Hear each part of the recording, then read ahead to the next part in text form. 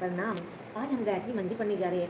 एक बार पार्वती माता ने भोले बाबा से पूछा कि हे स्वामी, इस संसार में आप किसकी योग साधना करते हैं जिससे आप परम सिद्धि को प्राप्त होते हैं। तो पार्वती के करण प्रिय वचनों को सुनकर भोलेनाथ ने जवाब बोले, हे पार्वती, तुमने बहुत ही गुप्त रहस्य को मुझसे पूछा है। मैं गायत्री माता, वेद माता, पृथ्वी पर आदि शक्ति कहलाती है, मैं उसी की उपासना करता हूँ। हे प्रिय, संसद योगी साधनाओं के मूलाधार विज्ञानों में गायत्री को ही माना गया है। 10 भुजाओं वाली अत्यंत रहस्यमय यह गायत्री संसार के 5 मुखों को धारण करती है।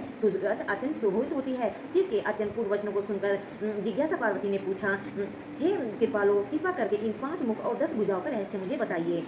पार्वती के इन कोमल वचनों को सुनकर महादेव जी पार्वती का शंका का समाधान करते हुए बोले, पृथ्वी पर गायत्री का जो महान शक्ति है वह आत्मा अनंत भाव से ओतप्रोत हो रही है। जीव 5 आचरणों का धारण करता है, वे कोष कहलाते हैं। पार्वती, उन्हीं गायत्री 5 मुखों कहते हैं। उनमें अन्नमय कोष, प्राणमय कोष, मनोमय कोष, विज्ञानमय कोष एवं आनंदमय कोष कहलाते हैं। इन्हीं कोषों भंडारों अनंत ऋषि सिद्धियां इनमें ही छिपी है, जिन्हें पाकर जीव धन्य हो जाता है। जो योगी इन 5 कोषों को बांधता है वे भाव सागर को बंधन से छूट जाता है। जो इन कोषों को गुप्त रहस्य जानता है वह निश्चय परम सिद्धि को प्राप्त करता है। मनुष्यों के शरीर अन्न से बनते हैं, उत्कपटाओं से स्वाध्याय पर निर्भर पड़ता है। आसन, उपवास, तत्व सिद्धि और तपस्या से अन्नमय कोष की शुद्धि होती है।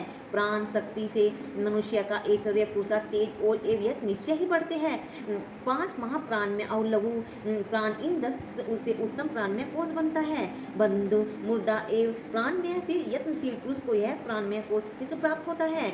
मनुष्य के में चेतना का केंद्र माना गया है, उसे मंच में होने वाले महान अनंत शक्ति प्राप्त होती है। ध्यान, नाटक, तमन्ना और जप, इनकी साधना करने से पार्वती मनोमय कोष अत्यंत उज्जवल हो जाता है।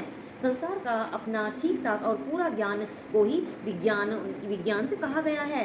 16 साधना, आत्मश्रुति, सर्वोकैसम और ग्रंथि भेद, इन सिद्धि की यश की आत्मा में हे प्रिय विज्ञानमय कोष होता है।